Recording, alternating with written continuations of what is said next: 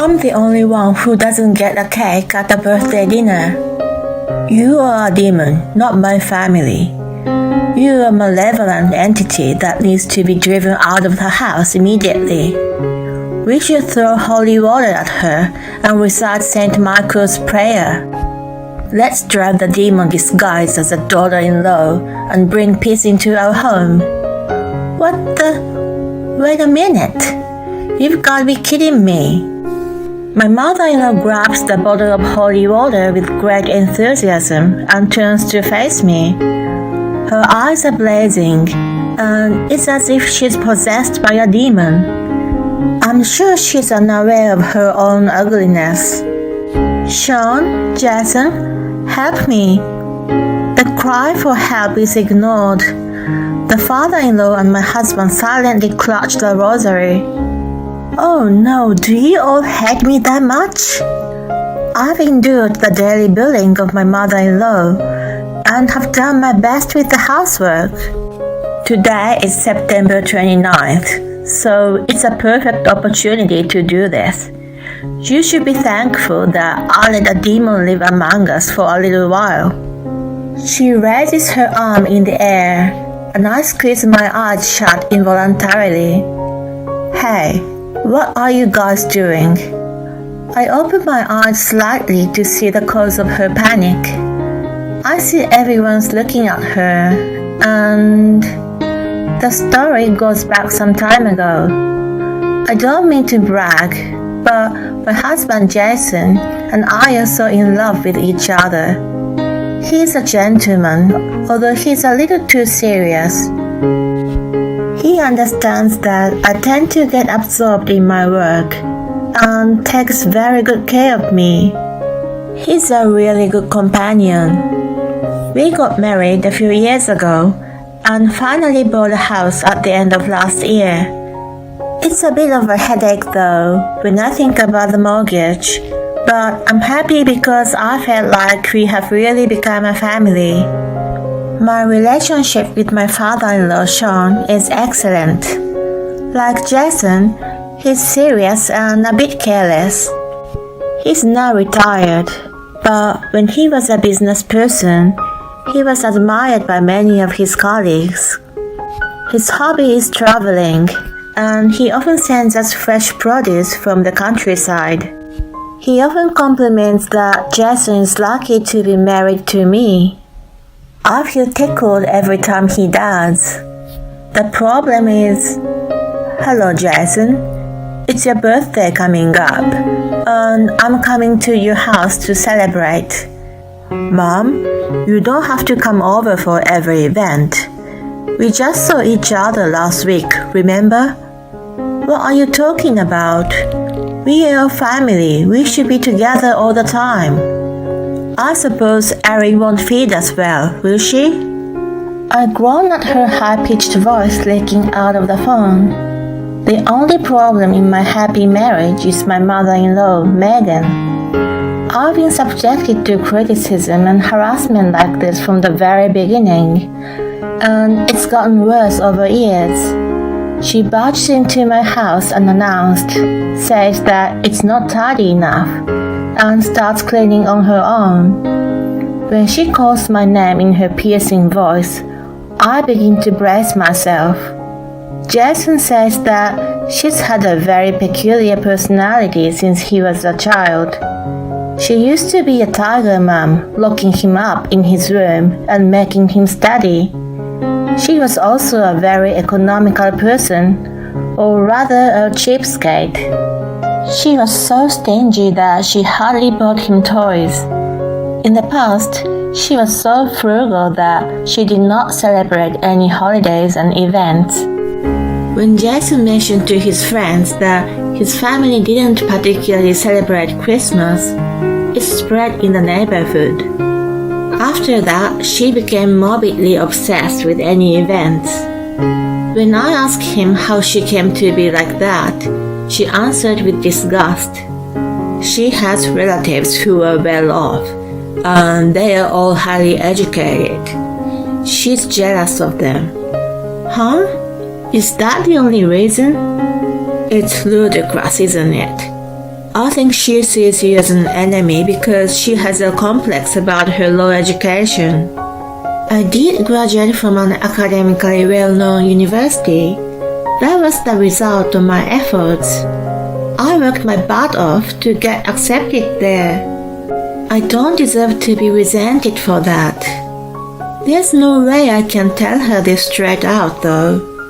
If my relationship with her deteriorates, Sean will be affected too. Jason would not feel good about it either. I'm sorry that she's been hard on you. No, it's not your fault. Even though she's a strange person, I only see her a few times a year. I thought it was bearable until recently. She has been making direct remarks to me more frequently than before. It's become difficult for me to smile and shrug it off, and I've been avoiding her as much as possible. However, it is not uncommon for mishaps to occur. Do I have to deal with this person for the rest of my life? I wait patiently for the call to finish. A week before the birthday dinner is planned, I decide to speak to Sean. I know that Megan would complain no matter what, but I want to at least be prepared. I don't even know what time they plan to come over. After a few rings, I hear his voice come through. Hello, Sean. This is Erin. Oh, Erin. His voice gives me an uneasy feeling. It sounds less energetic than usual. Normally, he excitedly tells me about his recent travels or about his hobby of collecting antiques. My hand holding the phone tightens as I wonder if something is wrong. What's wrong? You sound to be in low spirits. Well, you know. He says that some of the antiques in his collection have gone missing. It's only recently that the numbers start decreasing. Some of them he has treasured for decades are gone. Thinking it might be a thief, he consulted Megan, but she brushed him off as his imagination and didn't take him seriously. He explained sorrowfully that his memory has deteriorated since his retirement, and he isn't confident to report to the police. I'm sorry, this has nothing to do with you. Don't be, thank you for confiding in me. No matter how much his memory is failing, I don't believe that he would misunderstand such an important thing. There must be something going on. I get a hunch, so I tell Jason about it as soon as he gets home. After listening to my full story, he gasps, remembering something. Come to think of it, my mom's been sending me pictures of designer brand bags these days. When I dropped her off at the doctor's office the other day, she was wearing 2 fancy-looking shoes for the occasion. She said her friend gave them to her, but... He stops changing from his suit and looks up at the ceiling thinking about something. A few days later, what he's been thinking becomes clear. He's so late. As I wrap up Jason's supper, I look at the clock and see that it's already 9 p.m. He's gone to his parents' house in the morning and has not returned yet. I've sent him texts, but he hasn't even read them. I'm worried that something's wrong, so I'm about to call him.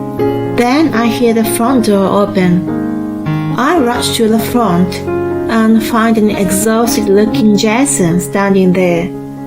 He says he hasn't had dinner, so I reheat the food and put it on the table for him. After taking a bite, he finally looks relaxed. I'm sorry, I hadn't been able to call you. That's fine, but what happened? It's probably Mom who stole Dad's antiques. No way, how can that be? I have proof. She was out with friends, so I snooped around today.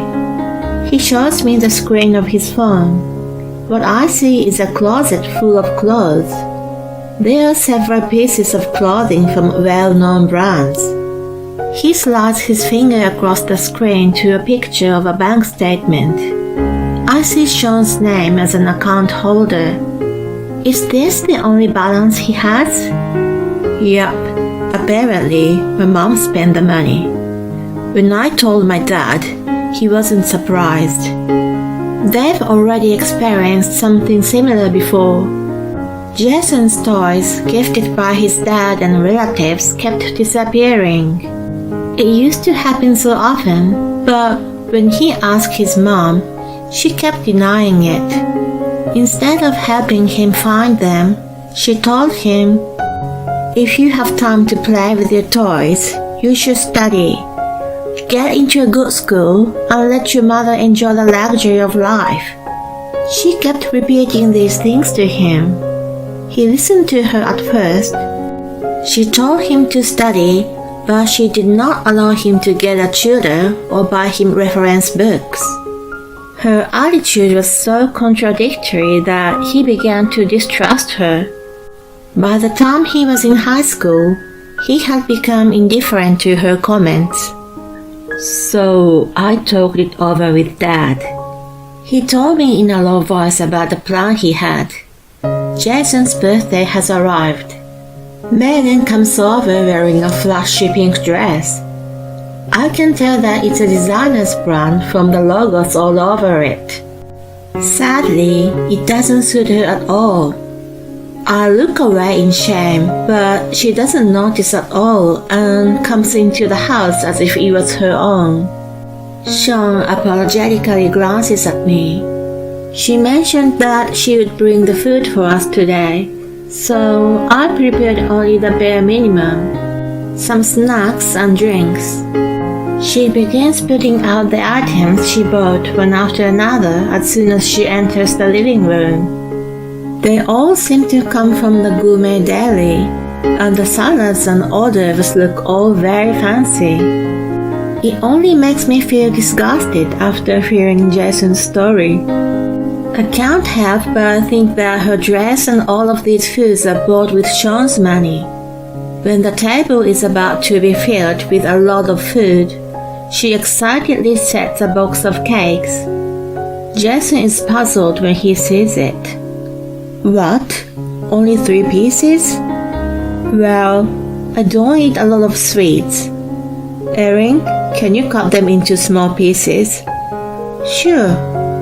What are you talking about?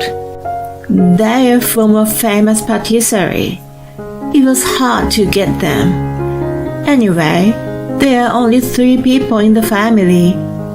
Megan deliberately puts her hands on her chin and lowers the tone of her voice. Erin is not a family member. She's a demon. Demons don't eat cakes. She puts a smirk on her face. I'm so taken aback that I can't say anything back. I've known that she's an outrageous person, but I never thought she would call me a demon. I glare at her, but she seems nonchalant. She waves her hand to me as if she's trying to get rid of an insect. Then she grabs something from her bag. It's a small bottle of clear liquid. I have an idea. Let's throw holy water at her. Let's drive the demon disguised as a daughter-in-law and bring peace back into this family. She opens the lid with great enthusiasm and turns to face me. Her eyes are blazing, and she looks like a demon herself. I'm sure she's unaware of her own ugliness. She looks at Sean and Jason and shouts for their agreement. Today is September 29th, the birthday of Saint Michael, the Archangel, so it's a perfect opportunity to do this. You should be thankful that I let a demon live among us for a little while. Hearing her shriek, I clench my fist tightly. If she goes this far, I can't remain silent. Just as I'm about to stand up, Jason restrains me with his hand. He gives a sign to Sean, and the 2 of them stand up at once. Megan looks up at them with her mouth agape. That's enough, Mom. We know what you've been doing. What do you mean? You stole Dad's antiques, didn't you? I've no idea what you're talking about. It's not just his stuff. You had taken my video games and birthday money before and used it to buy some meaningless brand name crap. What do you mean by meaningless? You're the one who was spending it on crap, and I'm the one who's... She shuts her mouth abruptly when she realizes that she said the wrong thing. From there, Jason's verbal attacks commence. He had been in dire straits as a child, with no free time and no allowance. She is always concerned about how she looked in the eyes of the world, and he hates being complained about all the time. He's also been annoyed by her coming over for every event. When he's finished, Sean takes over and continues. No matter how much money I made, you always complained that I was wasting it, or that we would be poor. His voice is so low that it's unimaginable from his usual self. He sounded like a priest trying to control the demon. She hangs her head down in silence and doesn't try to protest. He continues in a stern voice. You never fed us well, yet you've spent all my money. What more do you want to take from me? He snatches the bottle from her hand and throws the liquid at her with all his might. Stop it! You're the one who told us to get rid of the demon. That's right, we drive you from us. Come on, get out, unclean spirit, infernal invader. She stands up, her face bright red after being splashed by the water. She wobbles to the door and walks out of the house. Half a year later, this looks delicious. Did you make it? Yes, I hope you like it. Bon appetit. We are sitting around the dinner table. After the drama, Sean immediately confronted Erin with a divorce. It's still in process, but so far so good. He's freed from her calamities and is now leading a healthy lifestyle as if nothing ever happened.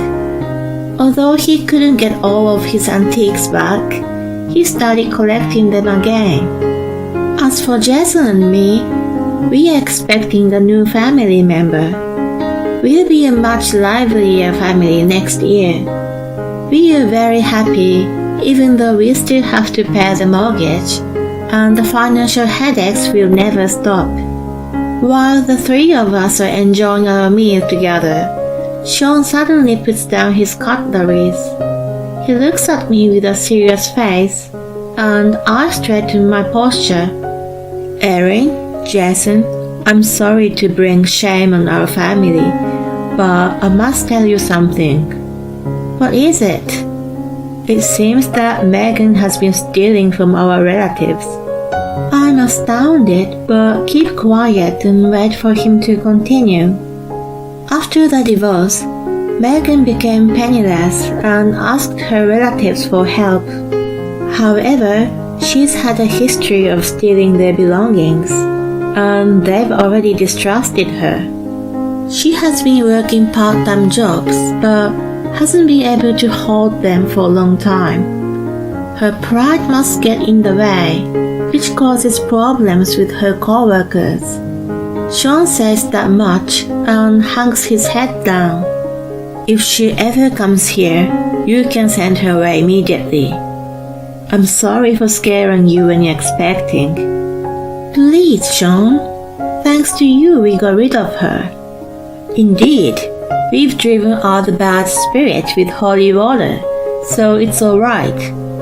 Jason's half-joke, half-truth seems to relax him, and he looks up with a smile. Jason took a glass of beer and pointed it at my stomach. A toast to my dad's new chapter and our baby. Cheers. Thank you, Jason and Erin. No brand name clothes and no delicacies from gourmet deli. Still, our table is filled with a lot of blessings.